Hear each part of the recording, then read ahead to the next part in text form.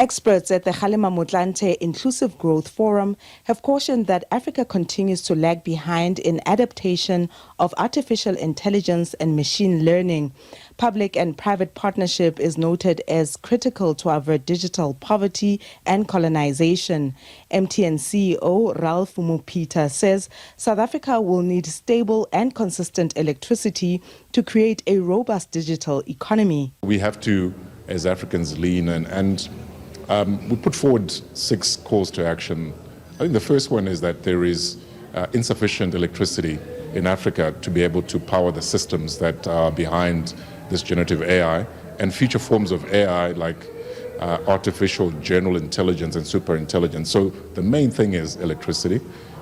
We need to build more infrastructure, data centers, fiberization of the African continent, more investment. We probably need about 100 billion of investment. The third is this point around languages. Our own languages must come into those AI systems. Fourth is really around digital skilling. Fifth is how we augment existing AI with new AI. And the sixth area was really around partnerships. Business, government, and labor need to partner in developing a medium to long-term path about a digital Africa. Trade, Industry and Competition Minister Pakstau says trade and bilateral negotiations with the United States are at a sensitive stage, with issues such as black economic empowerment and the alleged white genocide still to be dealt with. Hot button issues, chanting what the Americans consider uncomfortable. Of course, it's uncomfortable in our context, it's part of our history. But there's the chant that there's been a particularly topical issue. Of course, there are issues around the so-called genocide of Afrikaners, and therefore they need to allow a mechanism to allow Afrikaners to go to exile. And that you would have a Kenyan NGO coming to administer this process in South Africa.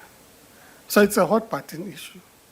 Some of those issues we're dealing with. But on the trade side, we're beginning to make significant progress. Chairperson of the Standing Committee on Appropriations, Musi Maimani, says the focus ahead of the tabling of the midterm budget should be to reduce debt and allocations towards the delivery of basic services for South Africans.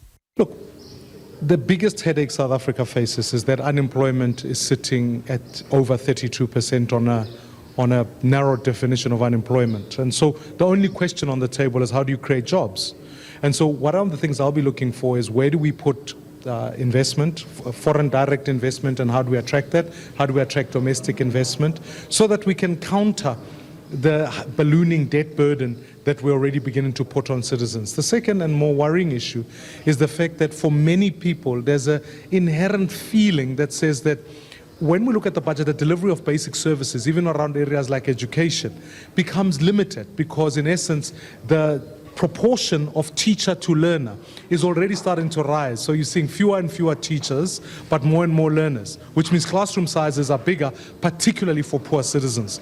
And then on healthcare, the proportion of doctor to patient becomes one that is under stress. So if we're going to build an economy that works, let's educate our young people, let's keep investing in the safety of citizens, and ultimately ensure that South Africa lives in a place where more and more people have an appreciation of the fact that in essence the budget works for them rather than it is a protection of the elite. Former Finance Minister and Old Mutual Board Chair Trevor Manuel says high debt levels and the cost of capital continue to hold back the continent.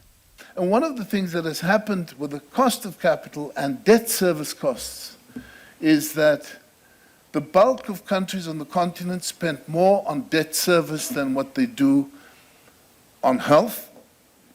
And about 20 countries on this continent spend more on debt service than they do on education.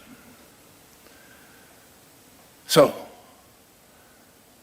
you don't default against the banks, but you default against the people.